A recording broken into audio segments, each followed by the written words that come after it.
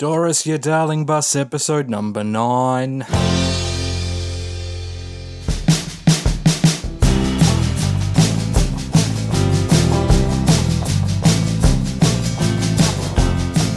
G'day folks, and welcome to Doris, your darling bus, a fortnightly podcast about the unsung hero of the music industry, the tour bus. My name is John Zilber, I'm your host, and today's guest is known around the world for his exemplary guitar chops, but is also, in my opinion, one of Australia's finest songwriters. Originally from the Bega Valley and now based in Nashville, Tennessee, he tours relentlessly across the US, Canada, Europe and Australia. An old buddy of mine, Mr. Daniel Champagne. Thanks for having me, Jono. What an intro. Yeah, right? Yeah. So I'm going to start when we first met, or when I first met you. It was about 2008, I figured. I was trying to think of it last night. I was booked to play at the Robbie Burns Hotel in Wyndham in the Bega Valley, booked by a mutual friend, Matt Southern. Yep. All-around top bloke. And Absolutely. Anyway, he said, he called me one day, he's like, look, I've arranged for a couple of local young guitar hotshots to come and do some opening sets. So I thought, yeah, that was cool, that's cool. Some awesome musicians have come from the Bega Valley.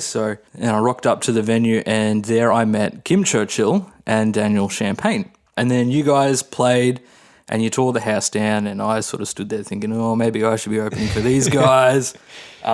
Kim was still at school, I remember. It was like his last year of school. You had the same guitar teacher, I believe, at that time. Shout out to Dave Crowd.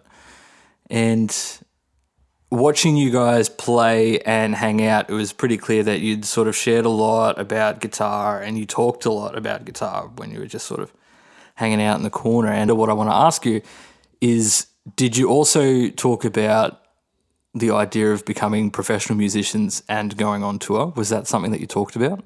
I think so, yeah. I think that was a pretty special time because me and Kim had known each other for a long time, but then we'd kind of just linked back together when we were 17, 18, and we were both really serious about it, both starting to do gigs and travel a little bit. And then obviously the next step was, we had idols like yourself and like Jeff Lang or Ash Grunwald and those people that were really out there. I feel very uncomfortable being put in that group. No, I remember the Young Guns of Blues CD being played in the van out to the Robbie Burns. I guess we did talk about, how we were going to get gigs and how we were going to get out there into the world playing festivals. We ended up doing it very different ways. I mean, Kim was obviously got a tour van straight away and did the surfy lifestyle living out of his van, which he still does really well. I was a bit different in that I just started catching buses and trains. Yeah, around. see, that's because I have a vague recollection that you didn't get your driver's license till you were like 20 or 21 or something. Yeah, I think I had a or maybe you didn't license. Have a car I definitely didn't have a car. I've only ever actually owned one car. So it was, I think I had like my P plates. Yeah. But I didn't really drive. Yeah. Okay.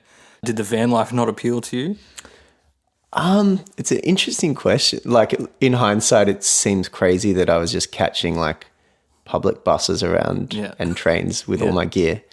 I think in my head at the time, it was a money saving thing. Right. If you actually went back and did the maths, I don't know if that would have been the case. But I think it was probably from the gate, it was that I didn't have, a few $1,000s to buy a car. Yeah. That was it's probably as simple as that. And so then it was just like one trip at a time, like going up to northern New South Wales to play 5 shows. What's the best way to do it? Yeah. Get a train here, get a bus there, and see if a friend wants to pick me up and take me to the gig.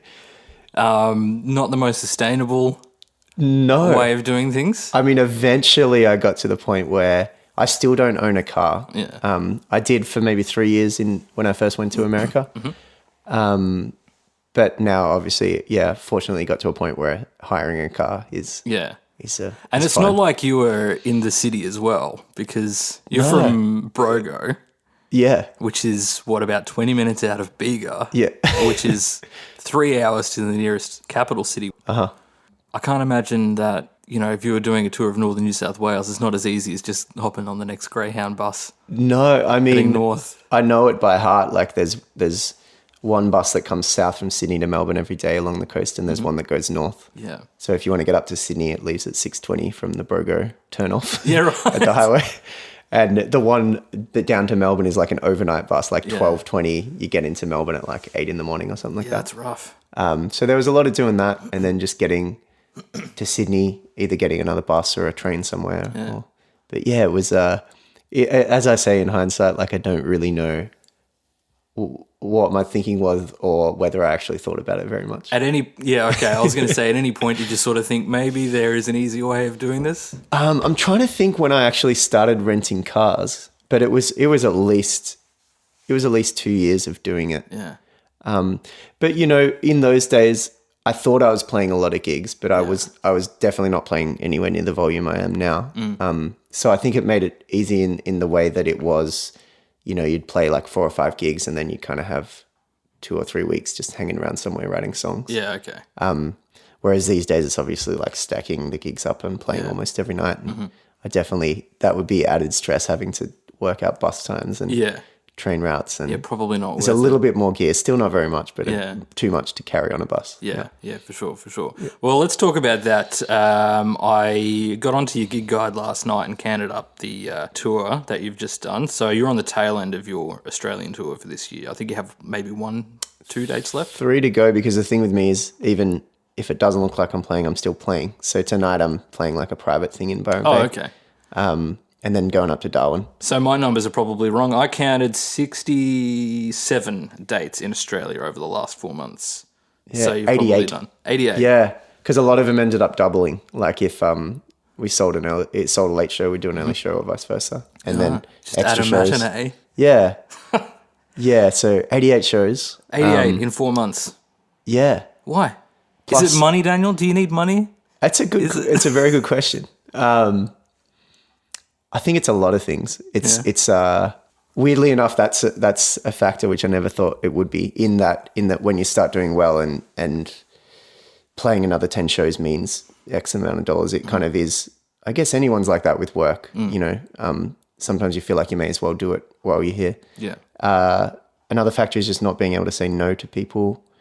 A tough thing, I think, with musicians, like working out how much they want to work and how much they don't, is you've got to make decisions so far in advance. Yeah. Like at the moment we're talking about, there's a January tour in Europe, and I'm asked the question, like, do I want to drive 8 hours to play this gig on a Tuesday night, or would I rather just stay in Berlin for the day? And it's like, depends how I woke up today. If I was happy, I'd be like, yeah, let's do it. Let's do anything. And then if you're feeling a bit tired, you're like, nah, I just want that day off.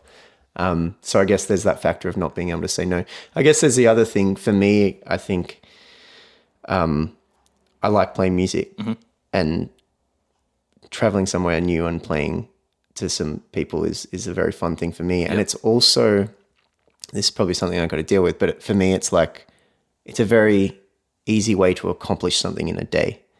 In that if I just have 3 or 4 days off and I sit around a hotel or something, I don't really know what I'm doing in life, or I don't really feel a bit useless, or, but if I get up in the morning, drive somewhere, play to some people, maybe play a new song, write a bit of a song, make a bit of money, it feels like a very, you know, I've accomplished something in that day, get up the next day and do something again. So it's probably a lot of factors as to why I do so many shows.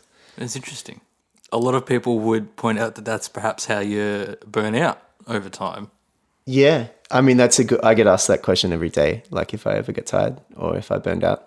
I think for me, my personality kind of suits it. Like I'm a bit of a loner by nature, so I'm fine with being in a car.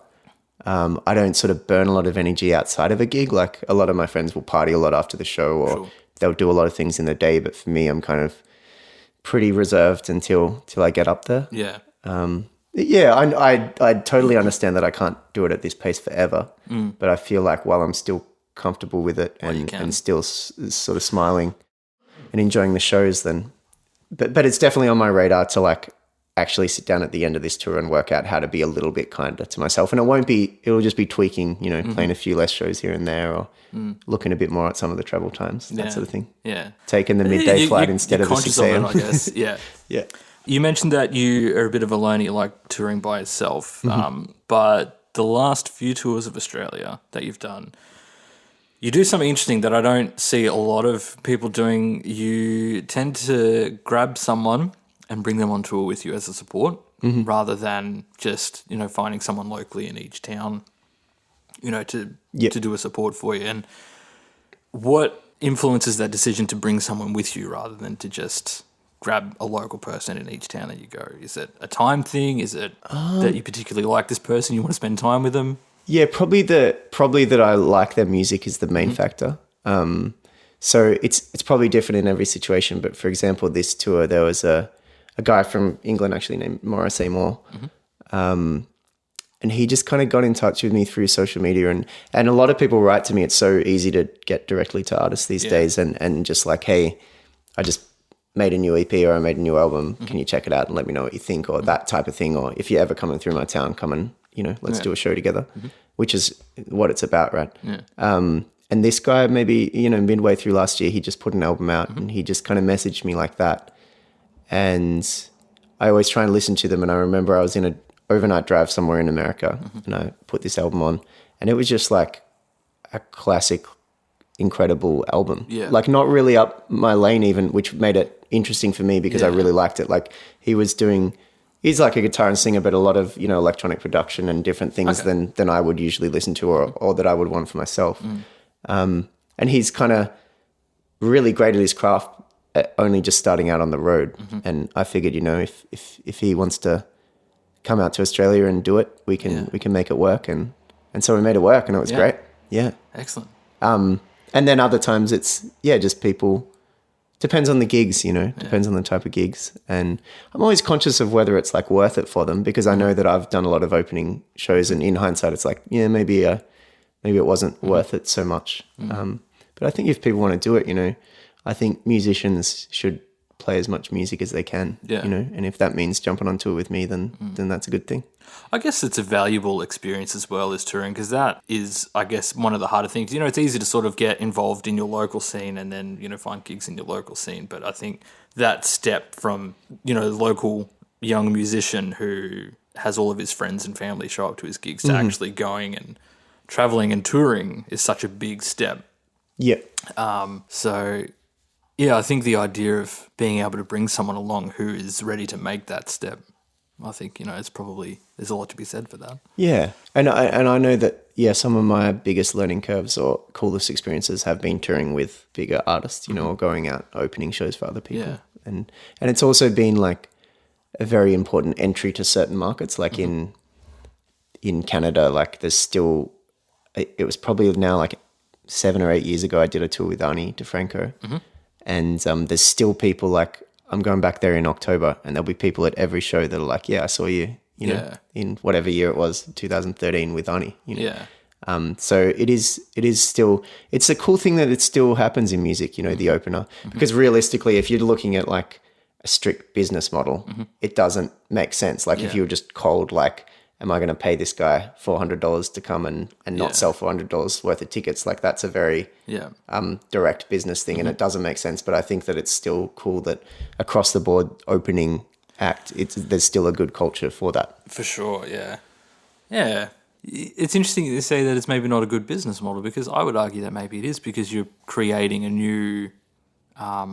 I hate to use the word product, but something different and interesting that maybe someone who's come to see you before hasn't seen. This sort of, I don't know. I'm just sort of that's an interesting. You've got the cogs whirring in my head when you say that. I was like, okay. I guess there's different ways of looking at any sort of investment. I guess But I never was good at business, so yeah. But it's an interesting thing. Yeah. I mean, it's cool that it's still like you wouldn't imagine if like a blockbuster movie went out. And when everyone sat down to watch it before that, they were like, hang on, I guess they do that with a preview, but let's watch like half an hour of this other movie we just made. Yeah, this be a great movie, yeah. But I think it's great. Yeah. And I've gained a lot from being support for other people. So a lot of, like I know that Lloyd Spiegel said this to me actually, it's about kind of being a link in the chain and whether it's you that kind of, whoever gets further, it doesn't really matter as long as you're part of that story, Okay, that's a nice piece of advice.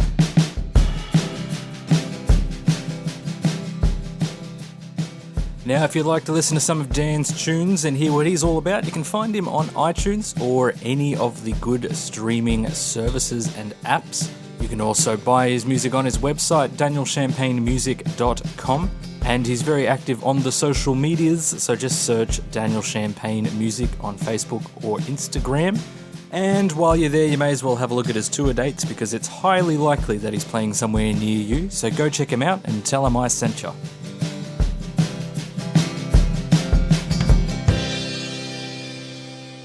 Let's talk about the US. You moved to Nashville about 4 or 5 years ago? 5 this September. Yeah, 5 years ago. Touring in the US compared to Australia, how does it compare? How's it different? How's it better? How's it worse? A lot of pros and cons. Yeah. I guess the one of the obvious things is that the population is so much bigger that there's a lot more places to play. Yeah. And you can line them up. You can just do tours that go forever, right? Australia, you've got to be a bit more careful about your routing and things like that. But in America, if you like Google Maps something within 4 hours of another town, there'll always be a big population. So you can just keep on hitting them on any night of the week. For me, it's a very different experience. Obviously, Australia is like, I grew up here. All my friends and family are here. I've been touring here for 11 years or something. So coming, like almost everywhere I come back to is a little bit of a homecoming. Like I know a bunch of people at the gigs or in the town. Yeah. I'll stay with friends. America is a lot more like an adventure for me because it's starting to know people, but it's so big that I still don't really know many people across the board. So it's a lot more hotel rooms or towns that I've never been to. It's a lot more me relying on sort of management or the agency and that sort of thing, hoping that they've done the good job, which they usually do. Yeah. Just so many different. The music culture is very confident over there. Is what I would say. It's an interesting word to describe it. Confident. Yeah, I think Americans are very confidently. What I mean by that is that, like, America's dictated a lot of popular art for the last 100 years, and so they kind of have this feeling of like, if I think it's good, then it's good. Then it's good, yeah. Whereas a lot of maybe Brits or people in other parts of the world are like, they'll hold their judgment on something whether until somebody else says it's good, or until a friend says or someone they respect says that it's good. Okay. Americans are very like beautifully arrogant almost. Right. And I mean that in a good way. Yeah. They're just very like, you're allowed to be good as long as I'm really good. Yeah. And this place is really good. You know, it's interesting sort of mentality. And I think it's kind of cool as far as like the context of a show. Did you find that starting out the touring in the US, did it feel similar to when you started touring here? Like in those younger days? Or were you more confident in going out and doing that because of your experience? Yeah, it was more... you mentioned the adventure thing. That's sort of what got me on that. Yeah. Definitely I was more confident in that I had my show together and I felt confident on stage. The big difference, and this is something I think you'll identify, that because when I started out in Australia, a lot of it was me just sending like MySpace messages to a venue or like ringing someone and kind of half booking a show. And I remember starting out, there was a lot of that feeling of like traveling somewhere and being like, I hope this place exists. Or I hope this gig's actually, I haven't talked to these people for like 2 months. I hope it's all going ahead. Yeah. Whereas I guess in America, it was more set up by other people. So it was more like a definite thing and I was there to do a job. And it was kind of mapped out a bit more. But I do kind of miss that. One feeling that I miss, and I talked to a friend the other day, was the feeling of going somewhere and not knowing what would happen. Yeah. Because it was an adventure, you might make thousands of new fans that night. You might sell 200 CDs. You might meet beautiful girls or something like that. Whereas nowadays it's a bit more like, I kind of know that even if I haven't been to the venue, I know how many tickets have sold and what the cap is and what the production is. Yeah, you sort of know what to expect to a degree. Yeah. Which is good because it definitely makes it less stressful. Sure. And you kind of know what the job is you're doing that day. But I do miss that adventure aspect of when you first start touring. No, I can totally identify with that because I think booking pub gigs like how we all started out, and you'd find a pub just via like, I don't know, a Yellow Pages listing or just something on the internet. Go, there's a pub in that town. I'm gonna ring them. Hey, can I speak to the person who books your live music? And then you book a gig, like you said, 4 months in advance, and then you sort of rock up hoping that you're actually they're still expecting you, and then you don't know what it looks like at all. So you go and you find it. You rock up to the pub, and then it's like, and you go, oh.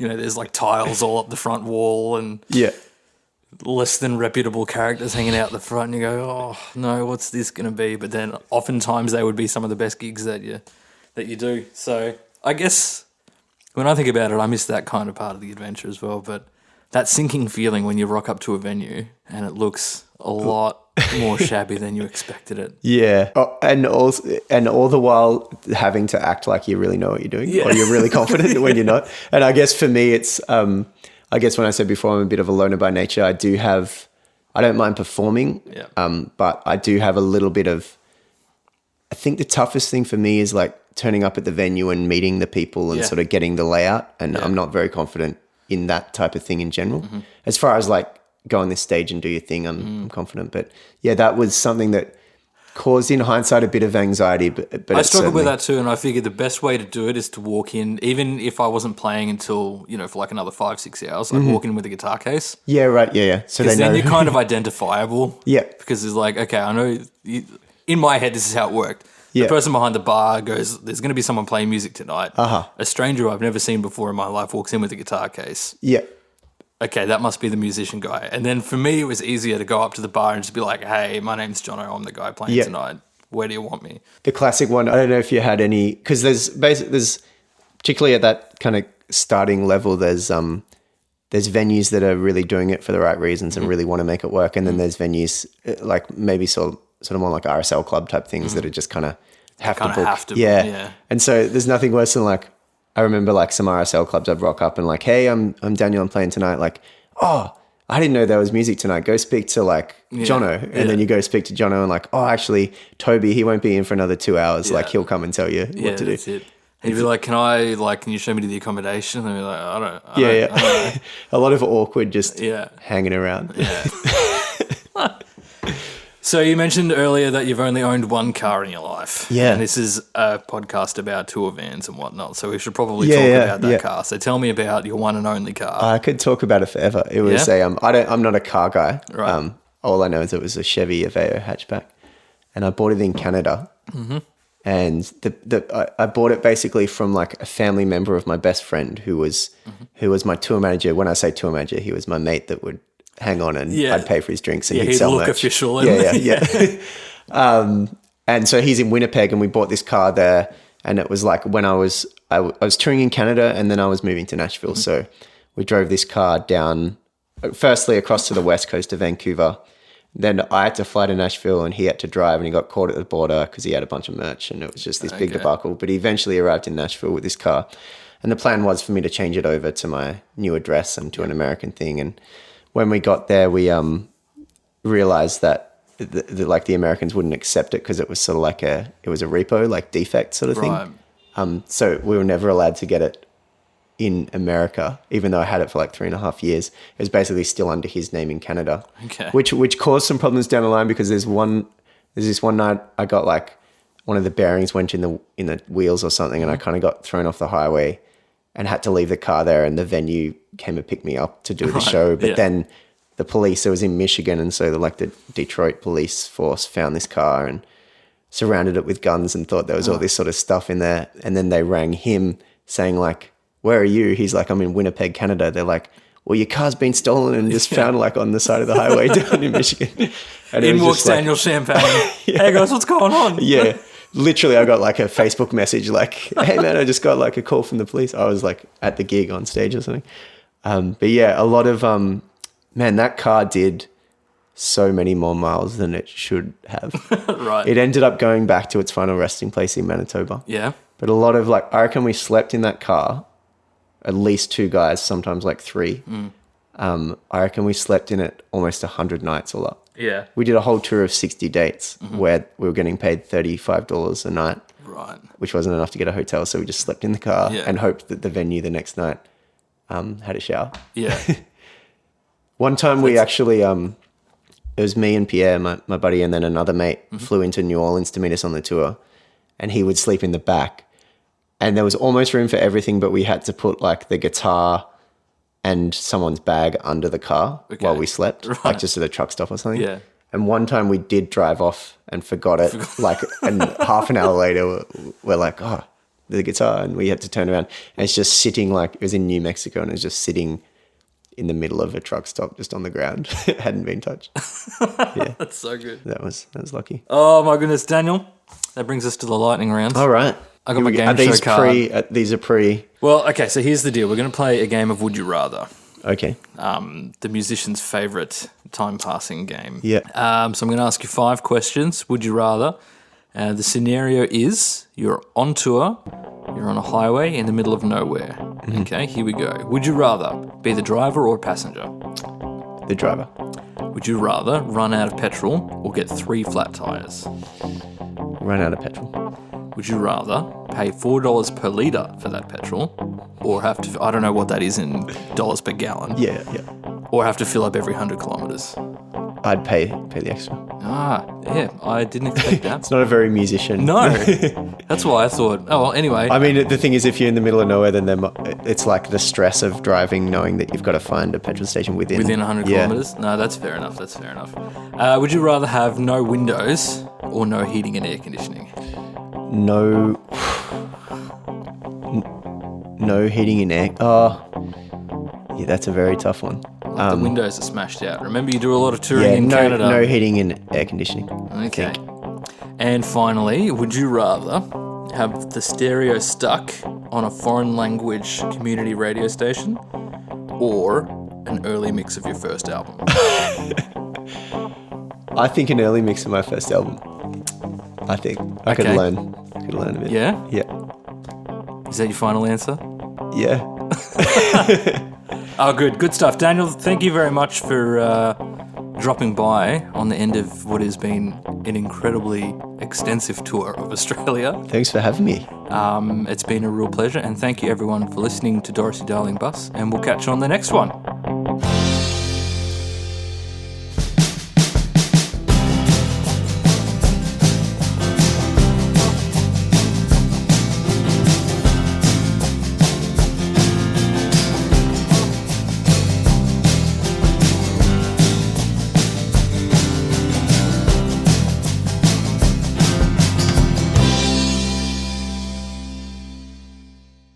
Hi, me again. Who even is Doris the Darling Bus? Why don't you head to www.dorisudarlingbus.com? That's our website for the podcast. You might find a little bit of info there. Thanks for listening.